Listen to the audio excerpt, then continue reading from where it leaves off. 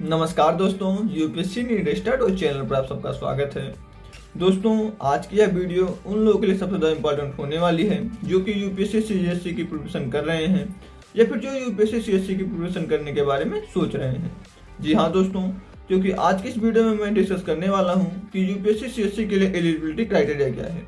आखिर किस क्राइटेरिया को फुलफिल करने के बाद आप यूपीएससी सीएससी का पेपर दे सकते हैं। तो दोस्तों, अगर आपको भी यह जानना है तो आप वीडियो को अंत तक देखें और ये जानें। तो दोस्तों, हम इस वीडियो में देखने वाले हैं कि यूपीएससी सीएससी का पेपर देने के लिए एजुकेशनल क्वालिफिकेशंस क्या रखी गई है, एज लिमिट क्या है, नंबर ऑफ अटेम्प्ट्स कितने हैं। तो दोस्तों, आइए चलिए देखते हैं। तो दोस्तों, सबसे पहले हम बात करते हैं क्वालिफिकेशंस की कि एजुकेशनल क्वालिफिकेशन क्या चाहिए यूपीएससी का पेपर देने के लिए। तो दोस्तों, अगर हम क्वालिफिकेशंस की बात करें तो आप मिनिमम ग्रेजुएट होने चाहिए यूपीएससी सीएससी का पेपर देने के लिए। दोस्तों, अगर आप ग्रेजुएट हैं तो आप ये पेपर दे सकते हैं, या फिर आप अपने ग्रेजुएशन के लास्ट ईयर में भी होंगे तब भी आप ये पेपर दे सकते हैं। मतलब कि दोस्तों कि अगर आप एक तो ग्रेजुएट होने चाहिए या फिर अपने ग्रेजुएशन के लास्ट ईयर में होने चाहिए ये पेपर देने के लिए। ये तो दोस्तों बात हो गई एजुकेशनल क्वालिफिकेशंस की। अब हम बात करते हैं एज की कि एज क्या है, एज लिमिट क्या है यूपीएससी सीएससी का पेपर देने की।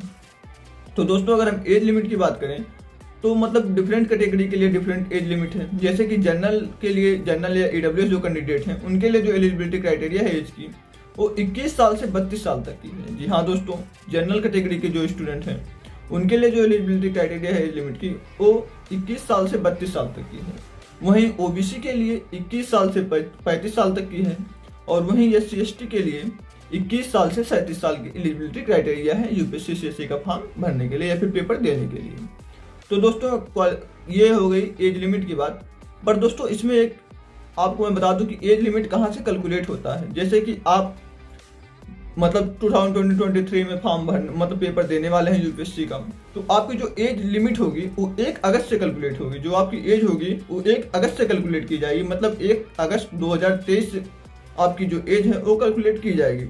उसके अकॉर्डिंग आप जो है एलिजिबिलिटी क्राइटेरिया के अंतर्गत आने चाहिए। जैसे कि अगर आप जनरल के स्टूडेंट हैं, जनरल या ईडब्ल्यूएस के, तो आप 21 साल से 32 साल तक 1 अगस्त के अकॉर्डिंग होने चाहिए।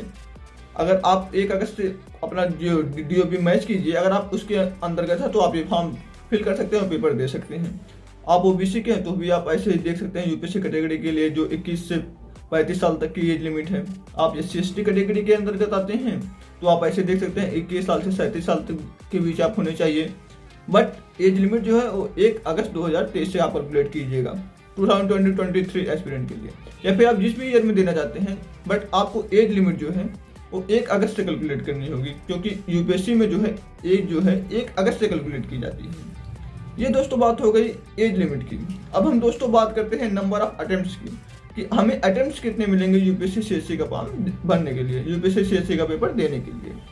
तो दोस्तों, अटेम्प्ट की अगर हम बात करें तो अगर आप जनरल या ईडब्ल्यूएस कैटेगरी के अंतर्गत आते हैं तो आपको टोटल 6 अटेम्प्ट मिलते हैं ये पेपर देने के लिए। जी हाँ दोस्तों, जनरल या ईडब्ल्यूएस कैटेगरी के स्टूडेंट के लिए जो नंबर ऑफ अटेम्प्ट्स हैं वो 6 हैं। आप 6 टाइम ये पेपर दे सकते हैं। और दोस्तों, अगर आप ओबीसी कैटेगरी के अंतर्गत आते हैं तो दोस्तों आपके लिए जो नंबर ऑफ अटेम्प्ट है वो 9 है। मतलब ओबीसी कैटेगरी के स्टूडेंट के लिए नंबर ऑफ अटेम्प्ट 9 है। और अगर आप SC/ST कैटेगरी के अंतर्गत आते हैं तो आपके लिए अनलिमिटेड जो है नंबर ऑफ अटेम्प्ट है। बट कंडीशन ये है कि आपकी एज लिमिट जो है 21 साल से 37 साल के बीच में होनी चाहिए SC/ST कैटेगरी के लिए।